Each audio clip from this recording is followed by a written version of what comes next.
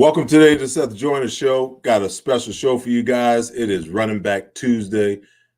Joining me today, my former teammate, came in the same draft class, running back Keith Byers from Ohio State University. Also joining me today is Mr. Brian Westbrook, one of Philly's finest for sure, out of the University of Villanova. Gentlemen, thank you for joining me today on the Seth Joyner podcast. And first of all, how are you guys doing through all this madness, KB? Oh, I'm doing okay. When you introduced me, you didn't get it right. It's the Ohio State University. That's like, all those Buckeyes, we got to say that. I don't know. It's something in the water once you get there. When you get out, you got to always put that out there. But during the pandemic, so far, so good. Me and the family, we're doing well.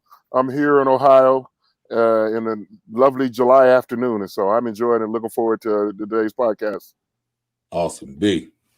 We're doing well. I'm blessed. Family's healthy, most importantly. And, we're just praying for everybody. We're praying for the people to be smart, wear the mask, and, be responsible. And certainly if you're in the hospital or have any type of disease, we always are praying for those people too. So we're prayerful, but we're happy. Family's good. Kids are running around trying to drive me crazy. The hardest part for me was, I'll tell you, over the last couple of months, you don't really – they always say you don't really know something until you have the ability to explain it. And so as I was teaching, and I'm using quotes here, substitute teaching my kids while they were homeschooling, I was like, you know what, there's a lot of things I just don't know. I can't explain anything. I don't know the answer to any of these questions you're talking about. I don't know the answers to them. So, it's that new math. Yeah, it's a whole different math. So I think I can get the answer, but how I got to it is not going to be the way that you guys need to learn. So we've been dealing with that. But other than that, we've been good. Just hopefully we're happy that football season is going to be coming around pretty soon. With that thought in mind, the NFL announced a couple of days ago that training camp will officially open for all players on the 28th. I think the rookies report a little early, and then the quarterbacks and wide receivers a couple of days early, and everybody has to be in on the 28th. With that thought in mind and understanding where we are right now, there's a lot of trepidation on part of the players as far as what the safety protocols are going to be. Some guys aren't comfortable with it. Malcolm Jenkins calls football, non-essential, that we don't really have to do it. Realistically, for the top 15% of the players in the NFL, they could probably get away without playing a football season. But for the other 85%, they need a check. They need to get paid. They need for the season to get off. But with the health concerns, what would concern, Brian, you the most in this situation if you were playing today?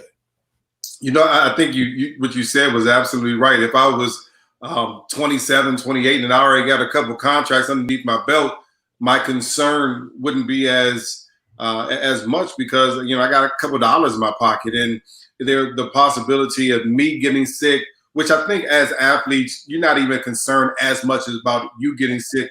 I always think about bringing it home to my wife and the kids and possibly my parents and my family, extended family as well. So those would be my biggest concerns. And when I look at it, I think about what they did in baseball. They shortened the season, and they made it so that the teams are going to basically be playing locally. They're not traveling as much. And in basketball, they go into the bubble down there in Disney. In football, they had an arbitration about being tested every day more than just the first 2 weeks on that. But to me, that's something that should have, been a given. Just test these guys every single day, make sure that they're healthy. Because I do believe, like Malcolm Jenkins believed, that football is non-essential. And as much as I love it, I would be very, very afraid to go back in there with 53 other guys or however many other guys they have on the team and be thinking about what's going on in someone else's home. I mean, just think about it. When I was 30 and leaving the league, I was in the house. I would go to work and go home every single day. When I was 22 in the league, I was not going straight home. And that would be my major concern with dealing with other people. I mean, I couldn't agree more with you, Brian. I think you said it well. I think that, like you said, it's two different mindsets. When you're working on you're still in the midst of your first contract, you're a rookie free agent, you're a late draft pick, or even the first round pick. You got different priorities, and a lot of times you're single and you're only thinking about you, but you got to think about the big picture. You got to think about those you come in contact with, and even your brothers in the locker room, because your guys are trying to bond and come together as one. And is it that essential? It's not necessarily essential for you to watch NFL football Saturday afternoons. But if you had a job where somebody in the regular industry, like a whole lot of regular folks, their jobs are essential. You're working in a grocery store, things like that. Yeah, we need that to have food. But our health is number one over the ability to play football. And right now, I'm at 40% that they'll have a season right now. Come September. Well, I mean, when you stop and think about it, the NFL has been least affected of the major league sports, in my opinion, by this COVID situation. And they've had, a lot of time to kind of think through how they were going to navigate this and what they were going to do.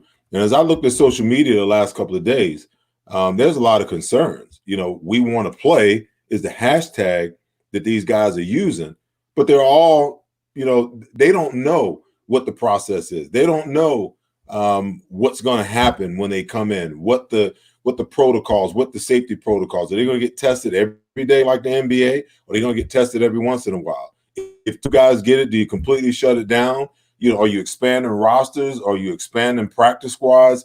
There's just they've given the players, in my opinion, no information that allows them to feel safe about putting themselves in this situation. Well, I mean, I would definitely be for expanded rosters, because what do they have now? 80 guys? I would have easily knocked that up to 100.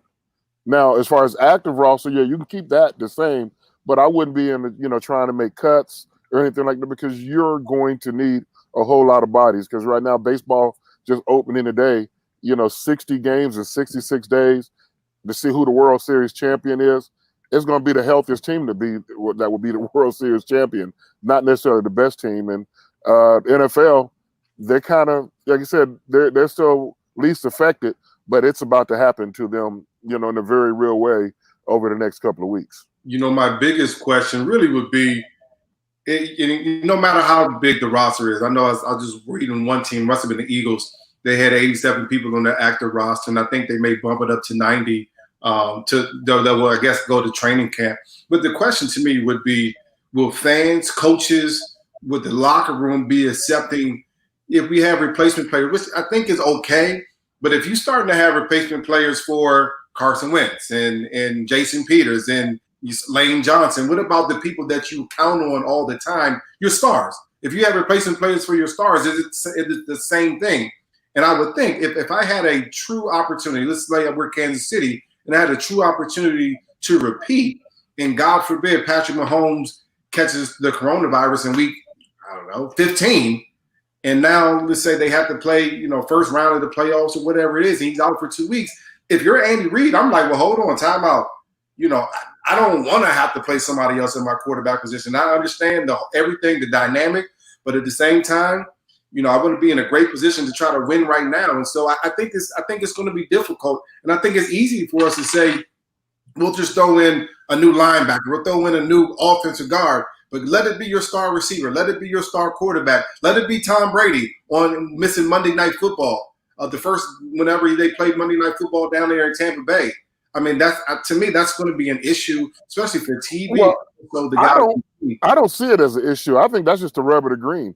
That's for your general manager to do his job to get the best talent in there. Look, the Eagles just won the Super Bowl a couple years ago with their backup quarterback. We couldn't wait for Carson Wentz to get healthy. Hey, Foles, you was in a position to go in there and help us win, and that's what it's going to come down to. The general managers, going out to get the best talent, the backup that you can, because that's to win the Super Bowl anyway. It comes down, you need a little bit of luck on your side on the health issue, whether you have a sprained ankle, busted knee, or coronavirus.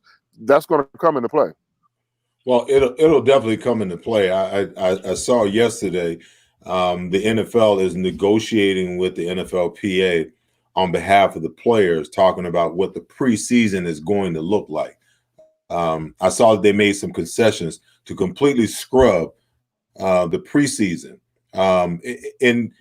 In my opinion, are they giving something to keep something else?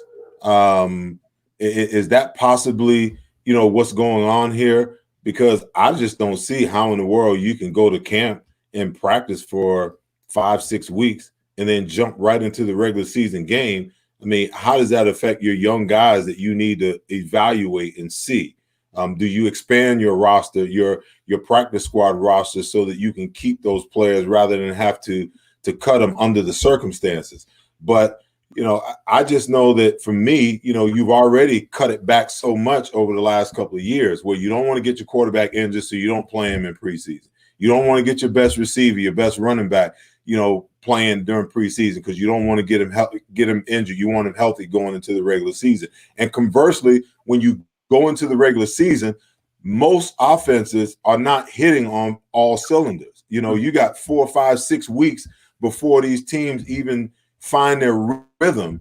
And that's detrimental to a team. When you get to the end of the season and you're 1 or 2 games out as far as the playoffs is concerned, you can look back to the beginning of the season, some of those games that you threw away, that had you played your best players during that time and got the work during that time, maybe you're sitting in a different position than you are at the end of the season on the outside looking in. No, and Seth, you just made me think of something when you said they no preseason games. What if I'm trying to make the roster and I may not make the Eagles roster, but somebody else sees me and I can make their roster, and then you also challenge like, oh, if this guy gets cut, we can bring he can definitely help us. Y'all overloaded it at this particular position. I mean, look at the Eagles at running back. They got 3 fine running backs, but if someone can make maybe a trade for one of them, and so when do you get a chance to showcase, your skills? Because Brian understands as well.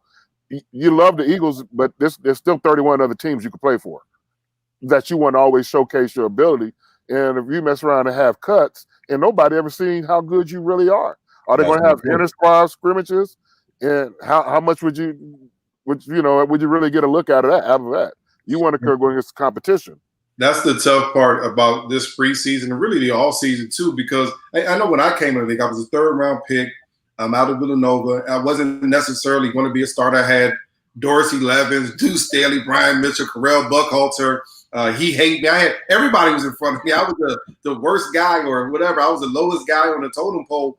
And it was because of my ability to go out there and hustle during special teams practice and run my butt off and show my skills on special teams that at least gave me an opportunity to stick on the team a little bit longer, which hopefully I would have made it anyway, but also kind of shows your offensive coaches, maybe this guy, we should give him a chance. Maybe we should give him an opportunity to touch the ball a little bit more. And for so many people that weren't drafted, I think the preseason, and I know how much the vets myself hated preseason, but for those guys, it's a great opportunity to show that you can play in the NFL. So that's one of the big things you're going to miss this offseason. And to your point, Seth, when you say, a lot of offenses are still trying to hit their stride in September, it's my belief over the last couple of years, I think it goes back to the hitting and the contact that you could possibly have in practice. September is a new August, and so many teams are just average. They're just okay in September because they hadn't really gotten the rhythm from August. And I think this is why you're going to have so much I just think it's going to be a great thing for teams that have the continuity. Kansas City, Bill Belichick, those teams that have coaches that are already there. I mean, just think about in our division, the Washington, the Giants, as well as the Cowboys, they're all brand new coaches. When would they have time to talk to these guys through their assignments, give them the character and culture that you're trying to build? And I know they want to do it over Zoom and meetings like that, but there's nothing different than walking past Andy Reid in the hallway, Buddy Ryan for you guys, and walking past those guys, and they grab you and say, listen, work on this technique, step up and block with your hands, things like that. That feels different than a phone call on the computer. And so, I mean, I know it's a new age, and I know these young kids have a different way of communicating, but at the end of the day, the same way that Seth Joyner had to go hit somebody in the mouth and Keith Byers had to go hit somebody in the mouth, and I had to go try to not get hit in the mouth, things like that, these kids are going to have to step up to the plate and understand offenses and defenses and then go hit somebody in the mouth while doing it. And it's much harder when you have no practice doing it. And those X's and O's don't move on the chalkboard. oh, they do not. Well, and you know, a lot of it too, you know, you're trying to figure out as a young player, you're trying to figure out the new NFL. Because I mean, you've been playing NCAA football for the last 4 years in most cases for these kids. You know, you're coming in, you got to learn a new system. You got to learn, you know, like Brian said, the culture of the team. You got to, and for me, you know, preseason and training camp was about repetition, you know, and for, you know, if you don't have preseason for a guy like me, Keith, for a guy like me, if there's no preseason when we got drafted in 1986, I probably don't make the team because I made the team on special teams. You know, I got a chance every special team to go out and show what I could do. And the coaches had an opportunity to look and say, well, you know what? They evaluated because I didn't play much at linebacker at all. What they got an opportunity to do was look at what I was doing special team wise and make a decision that, hey, if we can translate that aggression and if we can translate that smarts, if we can translate what he's doing on special teams to linebacker, then we might have just found us something. You know, these guys are going to miss all of that because when you're preparing for the regular season with no preseason, the young guys aren't going to get a look. Who are you going with? You know, now if you're a first-round draft pick, they're counting on you to come in. Jalen Reagor for the Eagles, they're expecting for this kid to be a player. You know, so they're going to put him out there. But everybody else behind them, those guys, they're not going to get a look until next year. They're not going to get a look until next preseason if we ever get back to normal. But, Seth, you know, you hit on something. Without preseason games for especially a rookie, free agent, the speed of the game is so much faster than high school to college to pros. It's huge because you go from high school and go to college, and the speed is much faster. And you're like, okay, I can compete with these guys. But now when you leave, you know, a major Division I football program and then go into the NFL, that speed is 4 or 5 times faster because everybody who played on your Division I football team couldn't play on the next level. So if you don't get no idea of how fast is fast till you're out there, I mean, because, you know, Jalen Reagor, the wide receiver, there's going to be DBs he's going to face that he's never faced before that good. Mm-hmm. He's only faced a few of them throughout his college year. Now, every Sunday, he's going to be, man, I'm an NFL cornerback too. I can run with you. What else you got? You know, now, you know, you're a running back. You got linebackers just as big as you and just as fast as you. You're not that special anymore. What else do you have?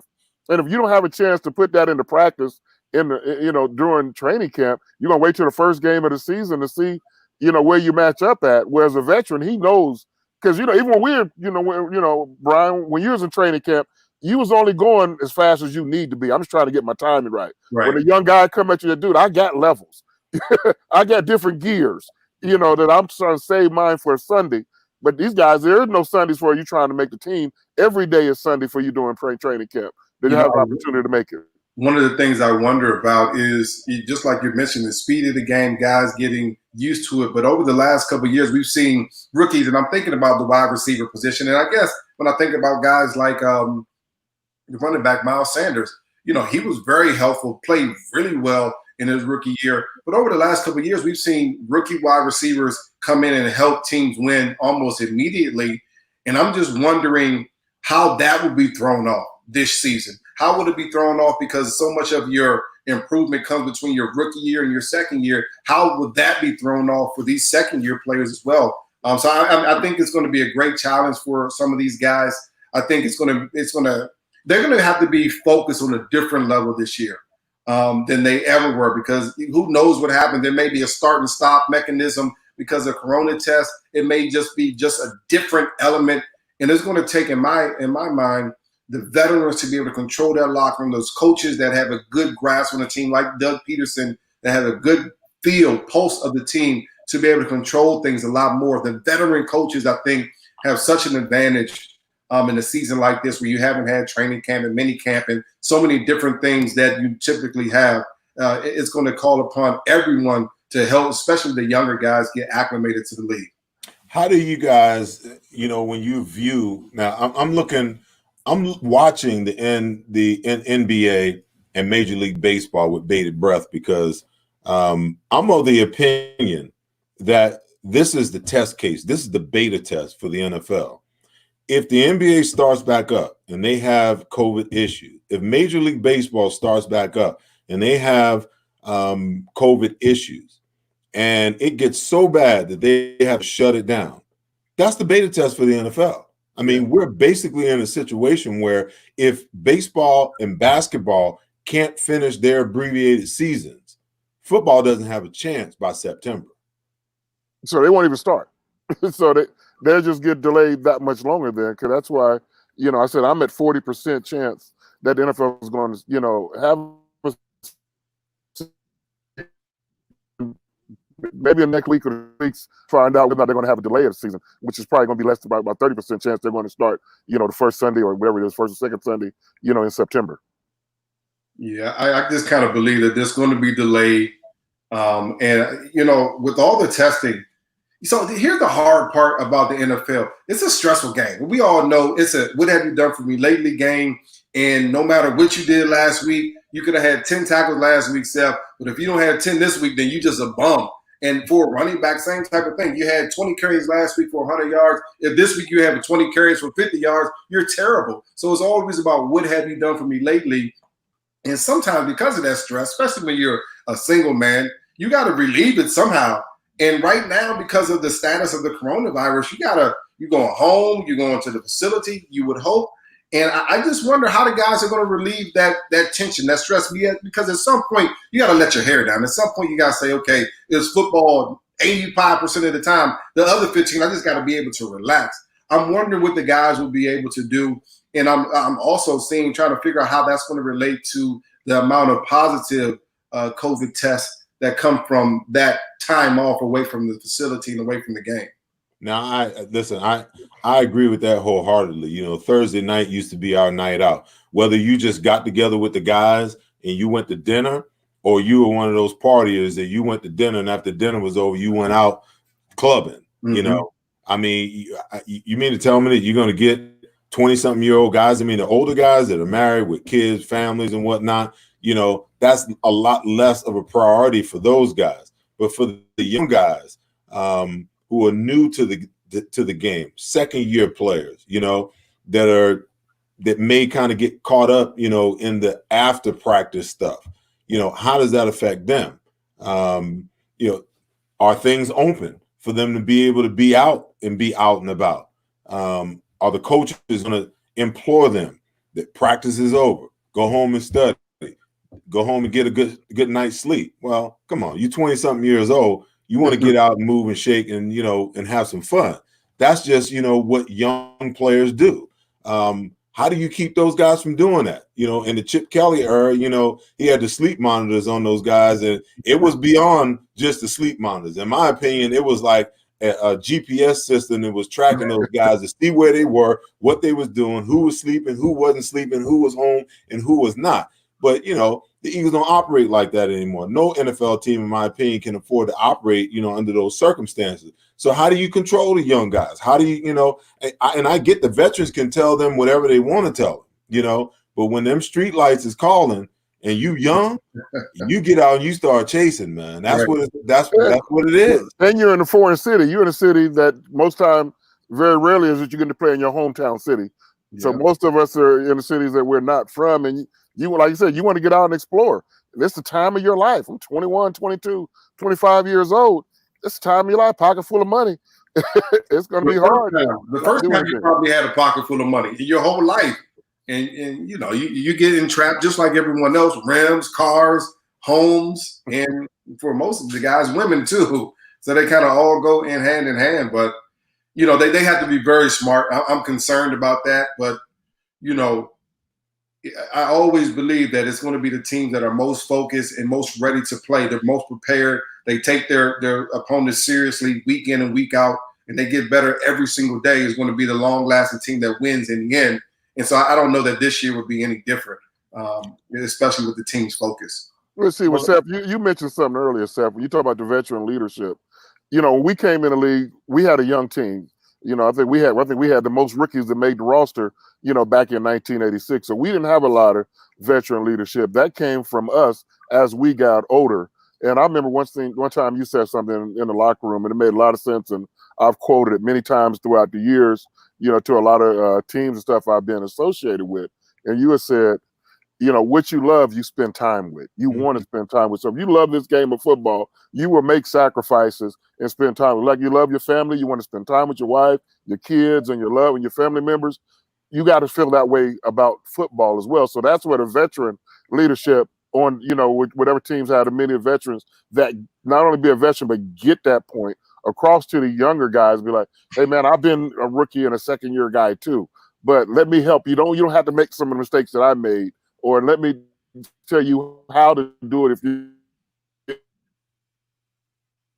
just number one focus right now, and others will be added later on. That'll give you a chance for success. And, that's a message that should go across every veteran, locker room. And hopefully they're getting that, and they'll get that in Philadelphia. Well, the issue for me is, I've come to realize after playing for 13 years and continuing to be associated with the game that, in my opinion, I believe there's three different types of players. There's the player that plays for the notoriety. They love to go out and be recognized. There's the player that plays for the money, and he doesn't last long, because the minute he gets a big contract, he shuts it down.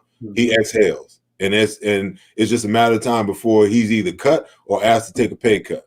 And then you got the guy that plays to be a champion. They love the game. They love to study. They love to practice. They love to work out. They love every aspect of the game, to your point, Keith. But so when you got 53 guys on the roster and 10 guys on the practice squad, that mix is going to be skewed. If I could get 53 guys that love the game and want to be champions, you win. You have a winning record every single year, and you be in the mix for the championship every single year. The problem is you got to figure out how to integrate those guys that want the notoriety and want the money with the guys that want to be champions. And you got to have enough of those guys that want to be champions to bring those other guys along and call those guys out. I'll give you a case in point. When I went to Arizona, it was not about winning championships. Okay. The only reason I went there is because Buddy Ryan took over as head coach. And I believe that, they always had talent, and I believe that he could turn it around. That's why I went there. When I got there, I realized and understood why they never won, because they had factions on the team. This group didn't like that group didn't talk to that group. I'm like, man, you can't win like that on a team with 53 guys, man. It don't work that way. If you can't come together and respect each other, even though you don't like a guy on your team, you have no shot. Okay. But when I played in Green Bay, my second to last year, in Denver, and won a Super Bowl with them that last year, there was a culture there among Mike Shanahan and Mike Holmgren. What the theory was, this is what's expected. Okay. We're not going to ask you 2-3 times to do it. We're not going to cattle prod you to do it. This is the level of play that's expected. And when you don't play to this level, guess what? We'll cut you and find somebody else that'll come in and do what's expected to be done. I just don't see, I don't think the NFL works that way anymore to a large extent. I don't think it can. And why is that? Because of the salary cap? I think you're paying this guy, you guaranteed this much money. Absolutely. So absolutely. I mean, Keith, you remember, listen, I tell the story all the time. I can remember having a bad game my rookie year, and I come in on Wednesday morning and I go to my locker and there's clothes and shoes in my locker. I'm like, man, whose stuff is this in my locker? It's like, oh, they're working out linebackers today. And, now it's one thing to bring in a linebacker and work him out, but you put him in my locker? Yeah. So and sometimes that was on a Monday afternoon after film study.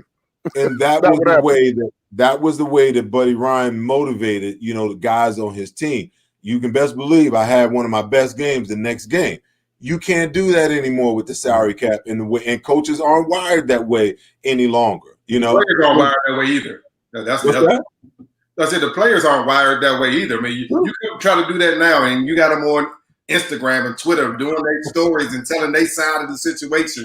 If you can coach, you can't coach guys like that no more. I think at the beginning of my career, like I mentioned, I had old heads with me. Hugh Douglas and Troy Vincent and Doc and Bobby Taylor and Brian Mitchell. And, it was about, being early, being on time. Thanks for being on time today, Seth. A little late, you know what I mean?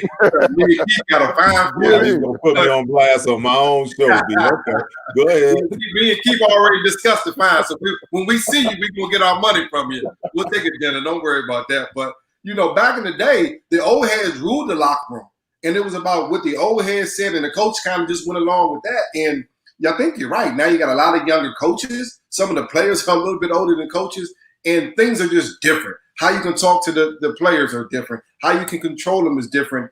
And I believe that's why you see a lot of these older school coaches. You talk about Bill Belichick. You talk about Andy Reid. You see these guys that have been around for a long time.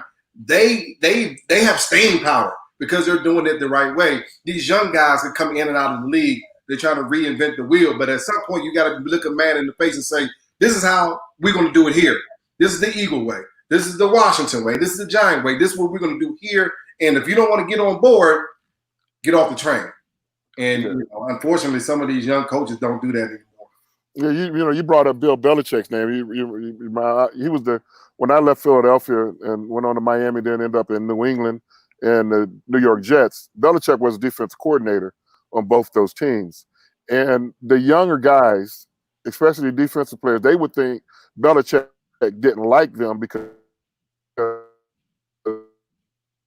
and I'm like, you use that damn Bill, just do your job and you're okay. And my last year in New England, me and Belichick sat next to each other. No, I'm sorry, with the Jets. We sat next to each other in the morning meeting. And me and Belichick have a really good relationship, but he's always thinking about football. And we had 3 conversations for the whole year outside of High Coach High Keith. He don't want to hear about what restaurant you went to last night, what good movie you just saw. It's always about football. And he was always a no-nonsense guy. Mm-hmm. And it's about football. So a lot of guys can't relate to that. So when you go to New England, you see a player, man, that player was okay, but he's a different player when he put that Patriot uniform because he's got an old school coach who requires certain things out of you. And most of the players that go there, they play the best of their ability. Otherwise, they're gone. And you're starting to see a trend toward old school coaches like what we have in Philadelphia, with Doug Peterson. I think he's doing a tremendous job. What Mike Tomlin is doing in Pittsburgh, with just a lot of, a trend back to, somewhat of the old school coaches. Not all the way, but they start trending that way. And hopefully that'll have effect in the locker rooms, in the coming years. Well, listen, I agree. I just think, as much as football has changed, football has still stayed the same. And I think that, it's really about accountability. The coaches that I played for, it was always about accountability. The eye in the sky don't lie. The worst thing in the world is to come into that meeting on Monday morning and walk in that film room and know that you didn't give your best. And you got to wait and see all these plays where you messed up. And all your peers are sitting there watching. The coaches I played for, man, it was just straightforward. Now, in the social media era, you got, players that are so sensitive. There's certain things that you can't say. There are certain coaches in the NFL that won't even criticize their players, and I get it. Some guys are wired different. But as a coach, that's your job to understand your players and learn each and every one of your players. For me, even when I coach youth football, my intent was to learn every single player. So let me figure out which kid can I get on a little bit, which kid can I motivate the entire team through, which kid, I got to pat on the behind, which kid I got to wrap my arm around and give him a little bit of love, And as a coach, that's your job. It's not just the X's and O's. It's learning who your players are and learning, how to deal with each player. But you can't deal with them with a sleight of hand. I mean, accountability, discipline, those are hard things. And as a coach, you got to do that. Even as a parent, you got to do that. And to a point, Keith, before you go, I think that being a coach is just like being a dad. There are hard things that you got to do. Even though you love your kids, there are hard things that you have to implement in your kid's life in order for them to be successful. I agree with that. But I was going to ask you and Brian the same question. What the kind of which coach style did you guys respond to the best? The coach is going to pat you on the back, or the coach is going to curse you out. Which temperament fit your personality and your playing style that you reacted to the best? Go ahead, B. For me, I wasn't really.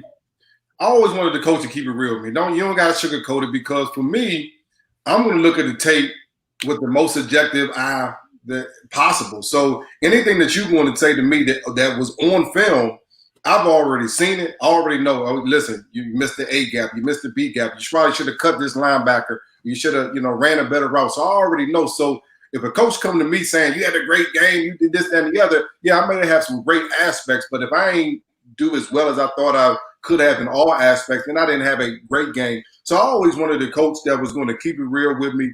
He's going to shoot me straight.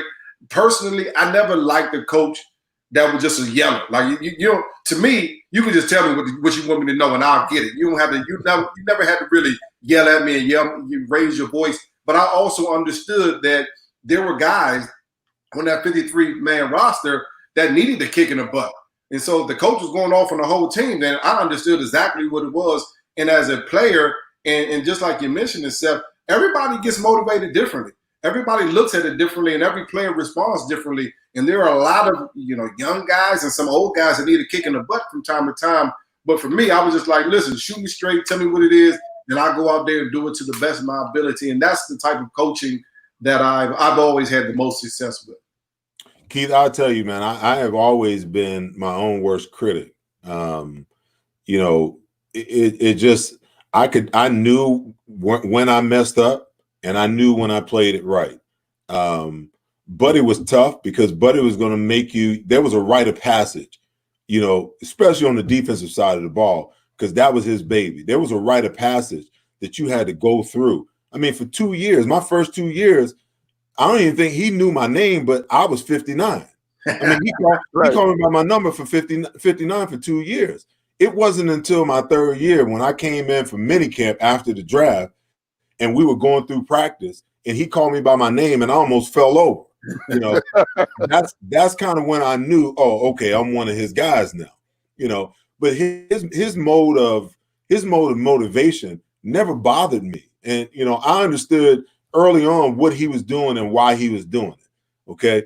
But he was the type of coach that he wanted to move you emotionally.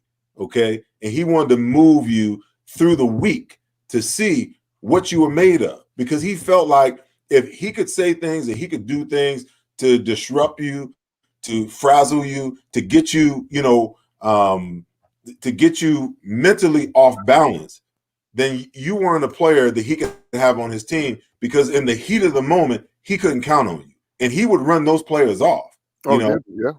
So I figured that out real early. So it didn't bother me, when I had a bad game and he would roast me in the media, after the game, or he'd roast me in the media during the week leading up to the next game, because I already knew what he was doing. All he was doing was trying to motivate me for the next week. And you could best believe, because I had a bad game the week before, I wasn't going to let it happen 2 weeks in a row, but he knew that he could do that with me.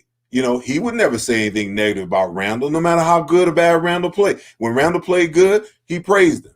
But if Randall had a bad game, Buddy never criticized Randall, man, because he knew that Randall was the type of player he had to pat him on the butt. He had to wrap his arm around him. He had to tell him he loved him. He had to tell him how great he was, because he knew he'd get even much more out of him by doing it that way than saying something negative to him. So with me, it never bothered me, because I knew where it was coming from. And I knew just as long as I continued to play well, that everything would be everything. And I'm a combination of both of those, but I respond best to, because I'm like you, I hate to mess up, and I don't need you to tell me I messed up, because I know I already messed up. And, so I'm a self-starter, and I don't mind you raising your voice and getting your point across to me a little louder. But when I lose it, not that I'm never going to shut down no matter what you say, but I lose respect for you when you start cursing me, when you start using profanity and all that stuff. That's when I lose it, because now I'm like, now this ain't about football. Now you're questioning my manhood, and now you want to really get it. Now we're gonna handle this a different way. That's just the way I respond to that, because I didn't grow up in a household where there was a lot of profanity being said. So I heard profanity when I got on the streets. So when the street somebody using profanity at me, okay, now let's handle this a little differently. So when I'm in in a football environment, I used to tell my coaches, I don't mind what you can say anything you want to me. Please don't be using no curse at me, because that's not the way to to express yourself to me. the majority of my coaches, respected that in me, and because you'll get the best out of me.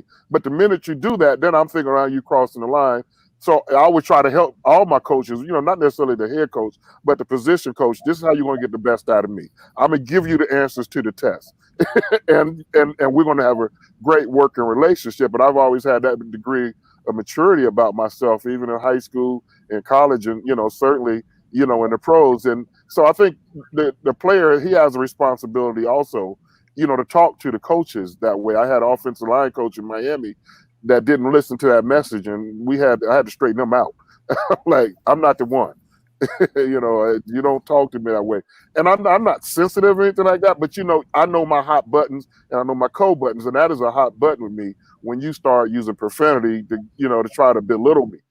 That's when I'm like, now you're crossing the line.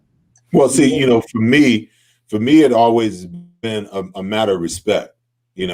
I don't mind, a coach expressing himself however you express yourself, but just do it in a respectful way.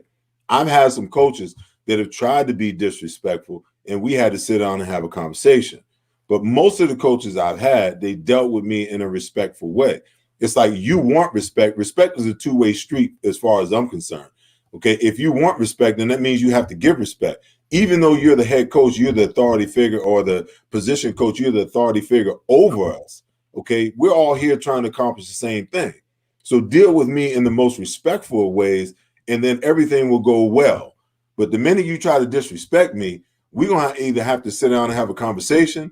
And if that doesn't happen, then you can expect the disrespect back, because that's just the way it rolls, man. I mean, I don't mind coaches cursing. I don't mind coaches yelling. Do what you got to do, because I know how to motivate myself. Like you said, Keith, I'm a self-starter. But at the other end of the spectrum, respect is something that always must be given, because I'm going to respect you first. I mean, I was raised to be that way towards my elders to begin with, especially if I'm dealing with a coach. I've been raised to be that way.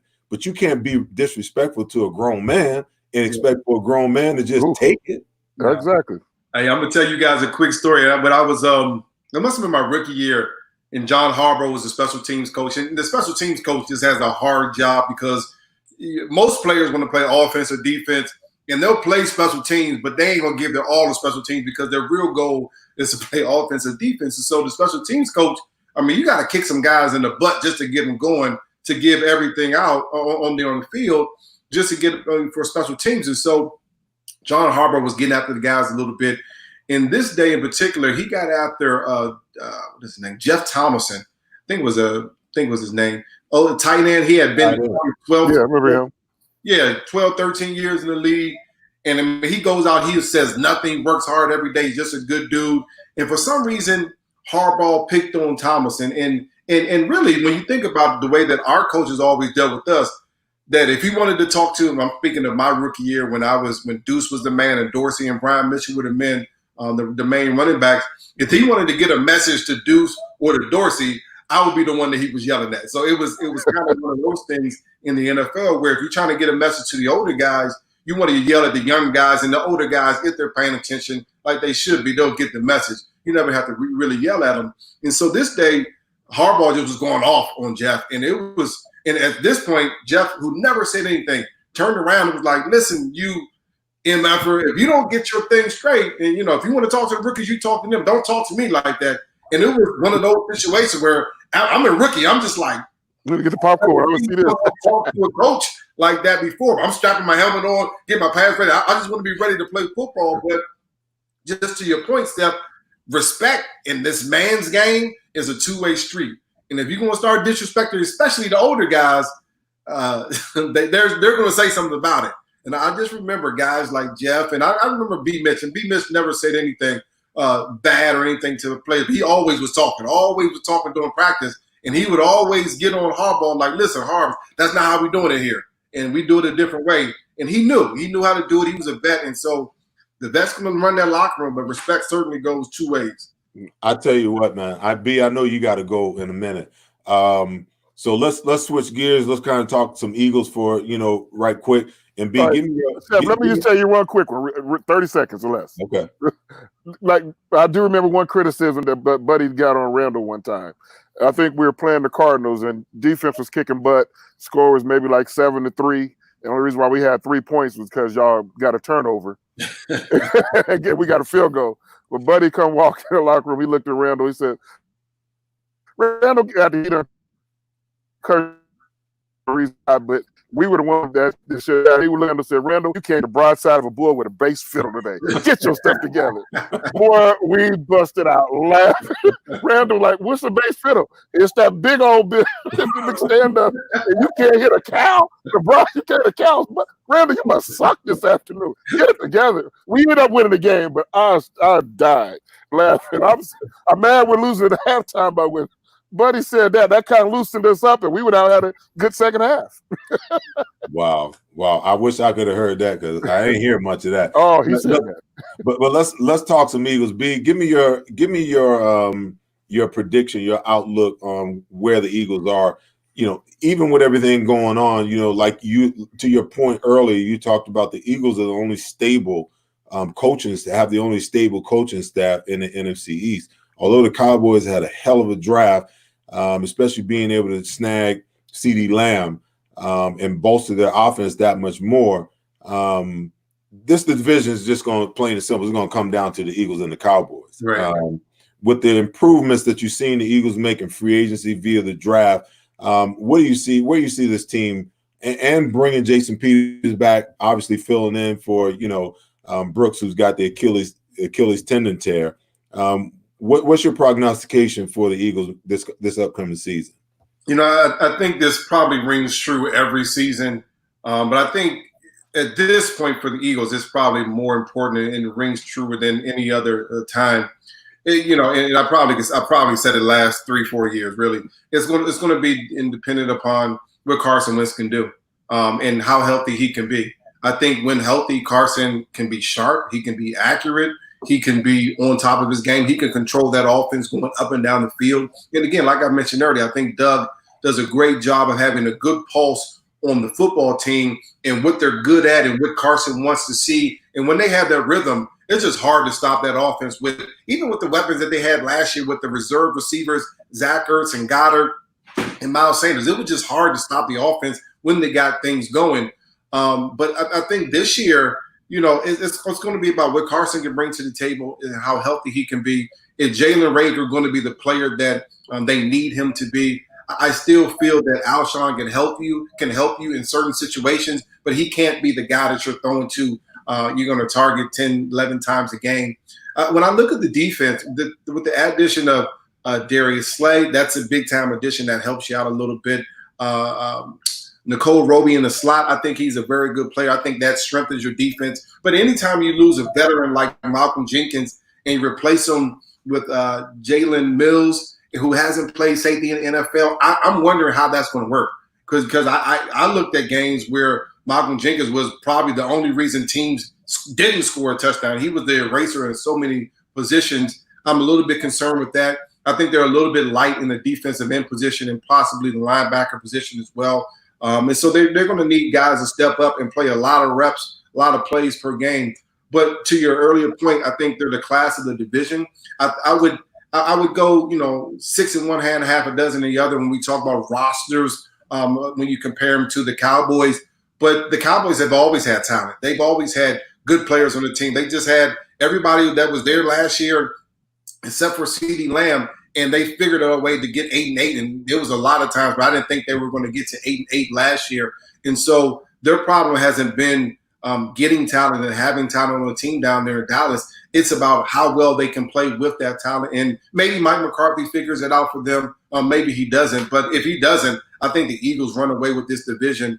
And I don't know that it's going to be that close, especially if Dallas just can't figure things out down there with the brand new coach.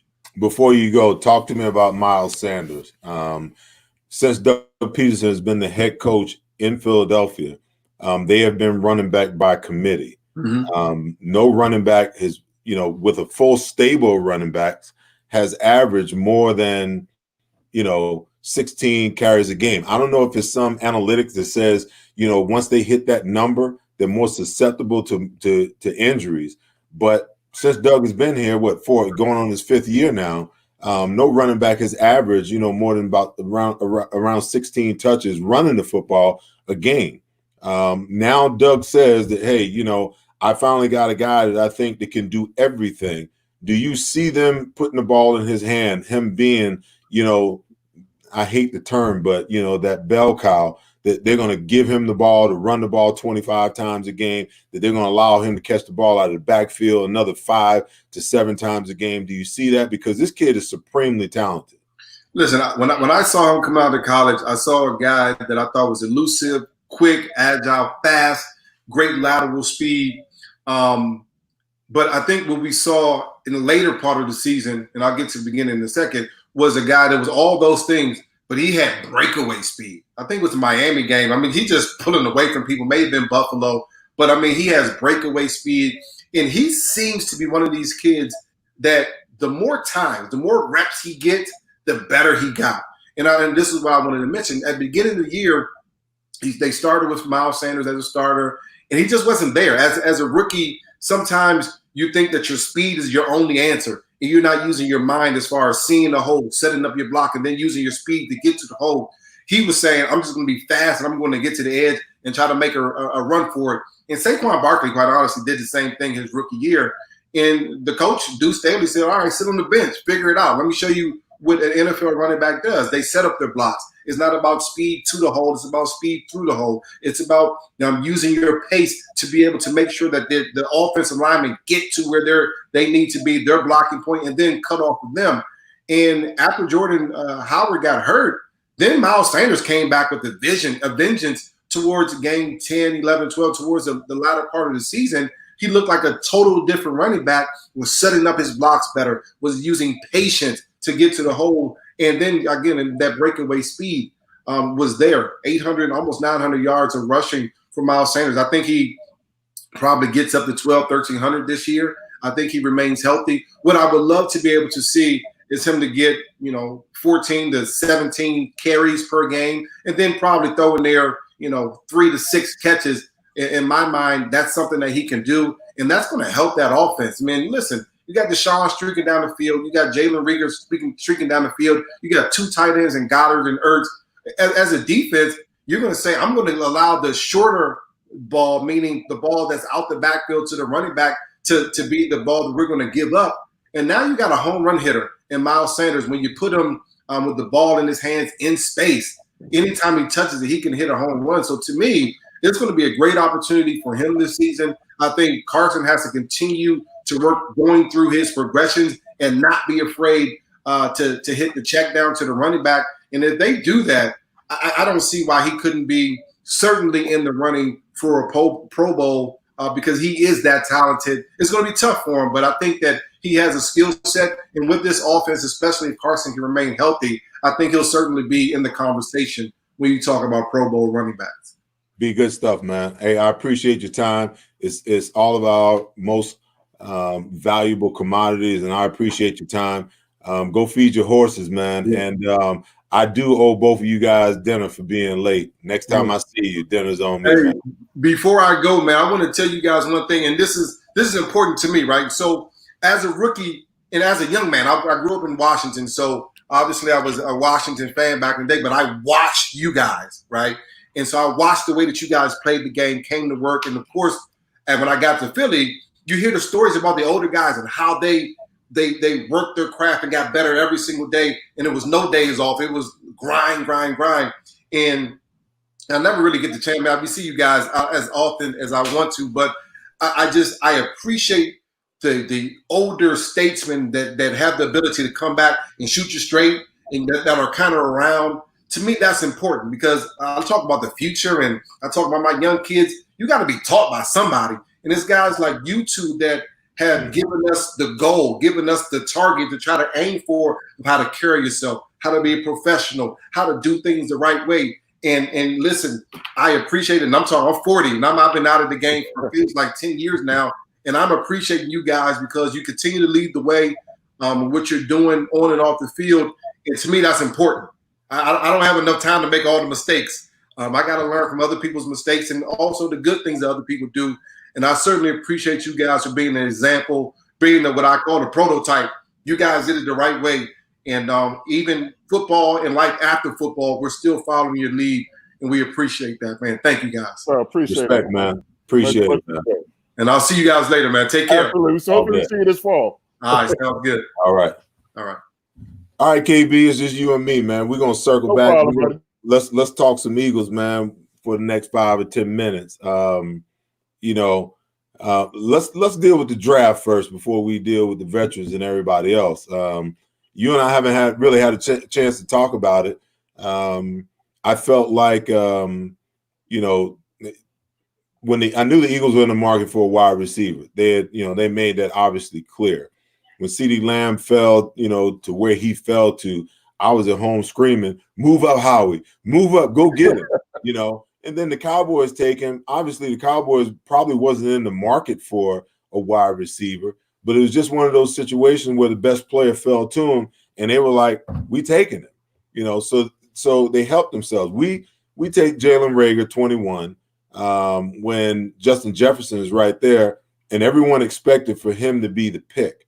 And then we come back at 53 in the second round, and we take Jalen Hurts out of Oklahoma, and everybody's expecting another wide receiver or a defensive end, or any other offensive line depth help, or any kind of every position except for a quarterback at 53.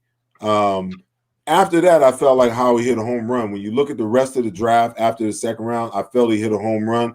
The jury is still out. I'm not saying that Jalen Reagor won't be a great player. Let's wait and see. I'm still scratching my head trying to figure out how they're going to utilize or build any kind of value in Jalen Hurts if Carson Wentz stays healthy.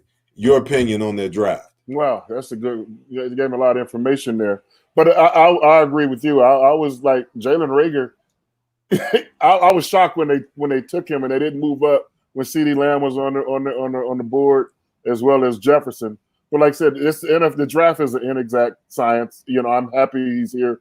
I follow the college game, almost as much as I do the professional game because living here in the Midwest, follow the Buckeyes and then the Big Ten and all the stuff that goes on. So I get to be a football holic from high school to college to professionals on Sundays. But I did see Jalen Reagor play in college, and I seen him go like 95 against my Buckeyes when he was in 2018. So I know the speed is there. So with that pick, I was thinking the Eagles, with hoping Deshaun Jackson comes back 100% healthy. So all signs point that way. They need explosive plays of 20 yards or more on that offense. Hopefully, I know Jackson can give it, but Reagor can do it because the way they was doing it last year with smoke and mirrors with the two tight ends, Miles Sanders, they had really nobody out wide that can stretch the defense. Yet they still finish 8-8, win a division, go into the playoffs. I'm like, wow. So there is a need for speed. They address those issues. I'm happy with it. Now with Jalen Hurts, that was totally surprised. I'm see if Jalen is there in the third or fourth round, take him. But the second round, I don't know. But what he would give the Eagles, because Carson Wentz, I hate to say it, his number one concern with him, can he play 16 games, without needing a relief pitcher? So I think Jalen can come in and be that relief pitcher and add almost be like the backup quarterback in New Orleans, Tyson. I can't think of the backup. Taysom Hill. Hill. He can be that guy. When he comes in, he's got to he proved at Oklahoma that he can throw the football. So it's not like defense is all. He's just coming in to run the ball. Now he gives almost like a Lamar Jackson type feel to the Eagles offense when he comes in as a relief pitcher. He can, they can run more read option. He can throw the ball. He can run it, and you're not as concerned about him, getting hurt because he's got running back skills with the arm of a quarterback. So that's what's going to give the Eagles some diversity, in their offense. And I would not be surprised when you draft somebody in the second round if they have certain packages throughout the year that they would feature him on the field along with Carson Wentz. I'm not trying to get Carson Wentz off me, away from the the starting quarterback. But I think the second round pick, you don't draft second rounders not to play. You don't draft them for the future. So there have got to be some package throughout the course of the season where Jalen Hurts gets on the field other than being, the backup to Carson Wentz, he gets hurt. So that's, for Doug Peterson and those guys, to figure out. So I think that will happen. With the draft only being, 7 picks, you have to, hit hard on your rounds. And then after the 4th, 5th, and 6th, and 7th round, if you get a diamond in the rough, that's just a bonus to your draft. So you're going to be judged, top heavy on your first 2 or 3 picks. So the jury is still out. And I always call this time of the year the honeymoon between the draft and the opening of the regular season, because you feel good about it until you get to September. Now let's see how good our draft really was. Now, how many of those guys made the team? How many are contributing to the success of the team this year? Well, as I look at the free agent market, I think they crushed it in the free agent market. They needed, a shutdown corner. They made the trade for Slay. They needed to create competition with a really good guy at the corner slot position. What they wound up doing is they bring in Nikhil Coleman, a proven slot guy. They move Jalen Mills from corner to safety. That's an experiment. But when you look at the kid that they drafted, the Kayvon Wallace kid that they drafted, and the Will Spears kid that they signed, they've upgraded the amount of competition that they're going to have at that other safety position. And competition, in my opinion, always forces the cream to rise to the top. You'll get the best players. They bring in Hargrave from Pittsburgh, hoping that you're going to get Malik Jackson back 100%. The position on the defensive side that concerns me the most before I get over to the offensive side is defensive end, because and I Toby Cooper just put on the interaction here. He said he's worried about the linebackers. I will say that I'm not worried about the linebackers because I like the kid that they drafted out of Colorado, the Taylor kid, and then the other kid, the Sean Bradley kid out of Temple. I coached him in an NFLPA, collegiate bowl, and he can play. He's going to be a surprise, in my opinion. So they've created some, and they might not have the experience there, but they've got the makings of, some guys that can create competition at that position, and somebody will step to the forefront. But the position that scares me the most for the Eagles is defensive end. Brandon Graham's going to do what he does. Derek Barnett has not lived up to the billing as a first-round draft pick, and Jim Schwartz is the type of defense coordinator. He does not like to blitz. Doesn't like to do it. What he likes to do. He's not going to change down. No, he wants to bring pressure. And I think, with Hargrave coming in, he takes some pressure off of Cox. Then if you get Malik Jackson back, you've got a good rotation of defensive tackle. Malik Jackson can kick out, in my opinion, and play some defensive end. But the linchpin for me is, and it's going to be a prove-it year for Derek Barnett, is how he continues to progress. Because the pass rush is the key. I think they're going to be better on the back end. Pass rush, in my opinion, is going to be a big key for them this year. Well, that's right. You need that perfect combination of, when your corners, you don't ask them to cover all day long, but they can't cover all day long if you're not getting any pressure. So they have to work in conjunction. So your corners look a whole lot better when you get pressure on the quarterback, and your defensive ends look a lot better if the corners in the secondary can cover a little bit, that one step longer. And it sounds easy, very hard to do, but I think the Eagles have an opportunity, which, like I said, with the additions they made in the secondary, that's going to give them an opportunity for, if you're going to be thin and you have question marks, let that at least come at the pass rush, because you can, even though Schwartz isn't going to blitz, you can still blitz to get pressure, to give you a chance. So because your corners are going to have to cover the Cowboys receivers. They're going to have to, and they're going to have to cover McLaurin in Washington. To the Washington football team. We're going to see, but that's that's why this time of the year is still, we're antsy. It's July. We can't wait to get to training camp so we can get to some of those answers. And once the season starts, we'll know exactly where we are. But right now, I feel good going into the season. I don't like to, because the competitor in me comes in when you try to predict what's the season going to look like. Because I always say 16-0. I don't look at the schedule and see no game we can lose. Right. That's me as a player. But the analyst comes into my mind, and I'm like, okay, you got 6 division games. Can the Eagles go 5-1 in those division games? If they do that, that means you got 10 other games left. If you can go better than 500, you go 7-3, 6-2 in those non-division games, you're division champs. That's a 12-4 record right there. You're looking at a number 1 seed, in the playoffs. If they can look at it that way, which we learned together, once we got into the league, don't look at the 16-game schedule because that looks like a journey. You play it in months. How are we after 4 games? Are we 2-2? Are we 3-1? Are we 4-0? God forbid if we're 1-3 and we've been there a time or two. Okay, but then you look at where you're at halftime. We're after 8 games. Are we 6-2? Are we still on pace to do it? You're 5-3. So, and then you just eat it up in chunks like that. So hopefully the team, as analysts, that's where we're looking at it right now. Because I'm looking at the Eagles being a division winner, maybe splitting with one of the NFC East teams, maybe the Cowboys, who knows, but whoever, it may slip up against the Giants or the Washington football team and go 5-1. At the worst, 4-2. You still got 10 games left. Right. If you can, be better than 500 in those other 10 games, hopefully 7-3, 8-2. Oh, the season is great, is rosy. Now you're looking at a 1 or 2 seed, and everyone wants to. Now with the playoff, we didn't talk about that, but in the playoffs being extended this year, right? There's gonna be some 7 and 9s that make the playoffs this year, which I don't like that. I don't think you deserve the playoffs at 7 and 9. But I don't know the NFL. I thought they had the playoff divisions just right. Yeah. Well, let's talk about the offense before I let you go.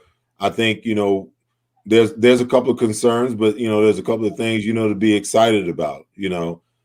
I think the biggest concern for the Eagles is the offensive line and their depth. I think they made a major move by re-signing Jason Peters, bringing him back. I think that he'll be fine at right guard for the season. To have both him and Lane on the same side, 2 dogs on the same side.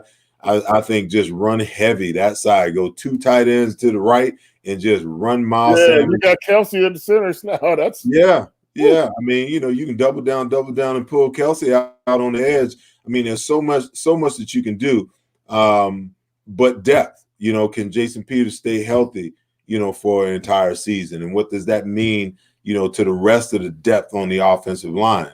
I think they're set at running back. There's still some talk that they may go out and bring in, one more running back. Some talk Shady McCoy might come back.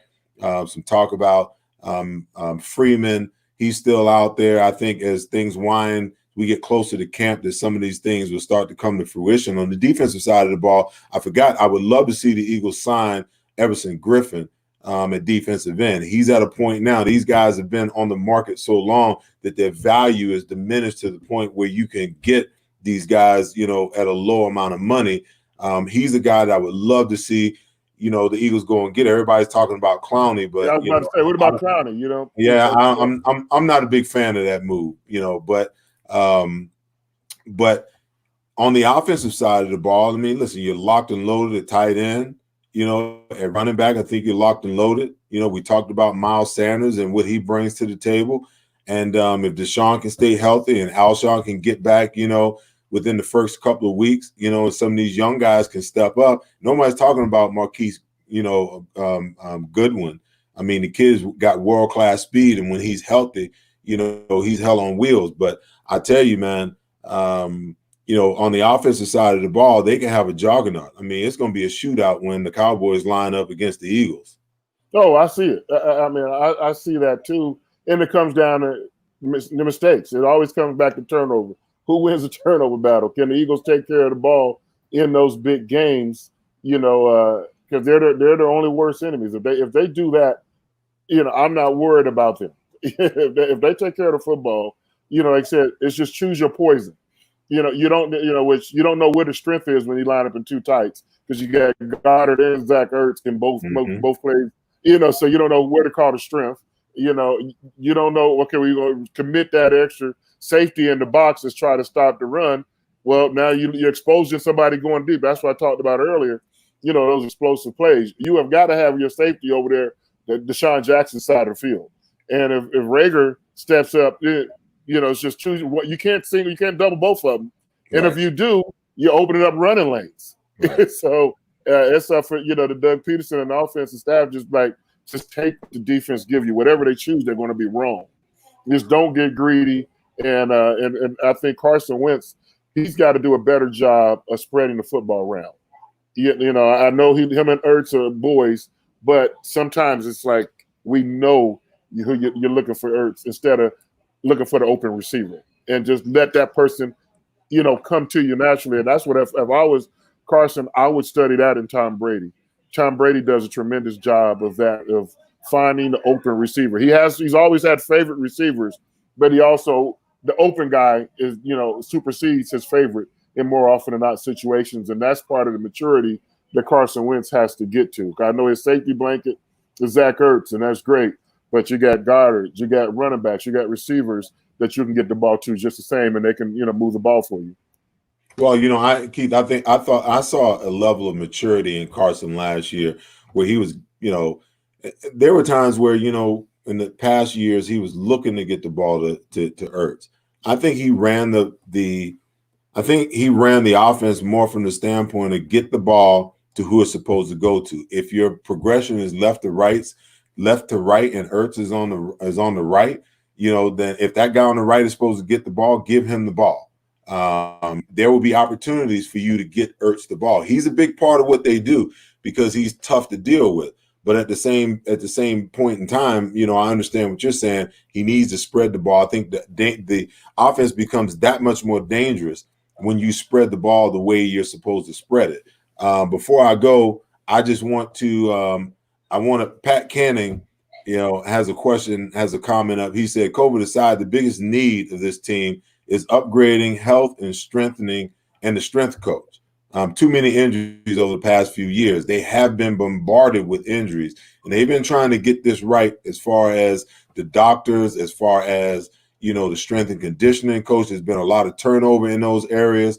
What's your opinion on that, as our last question before we wrap here, because they have had to overcome a lot of injuries, even the Super Bowl year. I mean, 5 of their top players were out of the lineup the year that they won the Super Bowl. And last year, it was just week after week after week, they're just losing players. Oh, that's a tough question because somebody has to, be the scapegoat when you have a lot of injuries. And, sometimes, injuries get to be contagious, but so does health gets to be contagious too.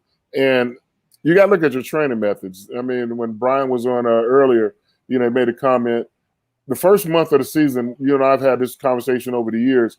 We hate the first month of the NFL season because the guys are not battle hard.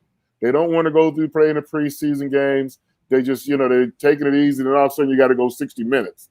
And it's not just Philadelphia problem. That's a league-wide problem. So then you have a lot of, muscle injuries that carries on throughout the season.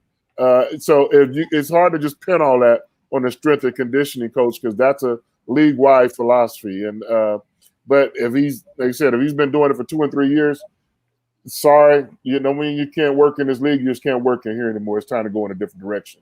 But you have to find out that balance of what can, get you in the best in shape. But I think that the team, you got it. It goes. When are they out of shape completely? Sometimes I think the body's overtrained because they have these OTAs, these organized team activities in the month of June that carries over into July. Then they go to training camp. And I'm talking about in a normal year. Then you go to training camp, and then you go into the regular season. But they aren't battle hardened. All they're doing is talking about it, and going through some things at 75% speed. But the game is played at 100% speed.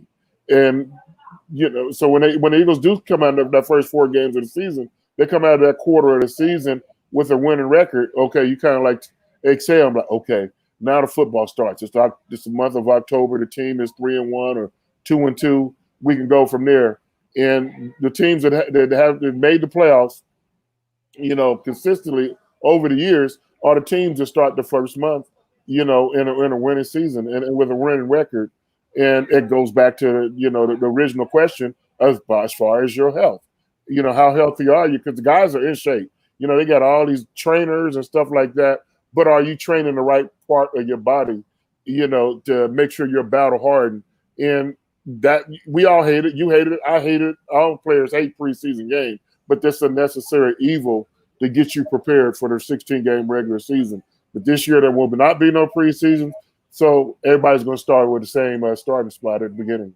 There's no doubt about it, and I'm personally, I'm so against the way that they practice. I understand, I get why you do it, but I think, to your point, I believe that the body has to be hardened for the game of football. And when you harden the body is during training camp and during the preseason. All those little bruises that you get during the preseason, by the time you get to the regular season, they calloused and they hard. So when you get hit, you don't ache there anymore. But when you getting those soft tissue injuries and you getting beat up during the regular season because you haven't hardened your body for the season, then it becomes problematic, and then you get these injuries that linger all season long. So people say, oh, you're old school. The league doesn't operate that way anymore. I get it. I understand. But football is football, and that's the but way the human body does. Yeah. I mean, like we take a beating on Sunday. You wake up Monday morning, oh my gosh, we got to do this in 7 more days. Tuesday, I'm still a little sore. Wednesday's practice, I'm starting to feel better. Thursday, okay, I got my stat. Friday, I can't wait to Sunday. Saturday, you're back because your body's conditioned. Right. It's battle hard. It's like you're going to be hurt on Monday morning when you wake up because you gave it all you had on Sunday. It could ask conditioning, and part of that is mental. It's mental. But it's mental only because you put in the physical work. But if you haven't put in the physical work, your mind is going to tell you, I'm hurt. But physically, you don't have nothing to back up. So you have got to marry those two things together. And by the middle of the season, the team, now they've got over the hump. Where those little bumps and bruises that bothered you in September aren't bothering you in November no more. Your body's ready. So that's why it's going to be really important to see how much hitting that they do in the month of August, since there won't be no preseason game. They have got to have some kind of live scrimmages to the ground. I mean, Carson Wentz has got to not get sacked, but he's got to, feel some pressure. Body's falling down around his legs when he's got to make a throw. It's uncomfortable to watch it in practice, but you're going to have to, do that since you won't be able to do it in a game. Good stuff, KB. Hey, listen, man. As we wrap, I'm going to tell you, like I told B West before he got out of here, time is all of our most valuable commodity, man. And I appreciate, you guys hanging in there waiting because I was running late. But I appreciate the last hour and 17 minutes. It's always a pleasure talking sports, talking football, just being with you, bro. Yeah, so man, I'm looking forward to, us being able to tee it up soon, hang out. Like I said, I owe y'all dinner for being late. Yeah, and, man. Whenever you show up, it's always on time, man. You're my brother, and I love you, man. I appreciate it, man. It's always there, man. Much love, man. So as we get out of here today, man, to all my viewers, all the listeners, thanks for tuning in. We'll be back next week. Next week, I've got Sean Salisbury on with me. Just him and I for an hour. We're going to be just talking. This is one of my brothers, too. And listen, he can talk some football. So come on with your questions. Tune in. We'll be back here next Tuesday.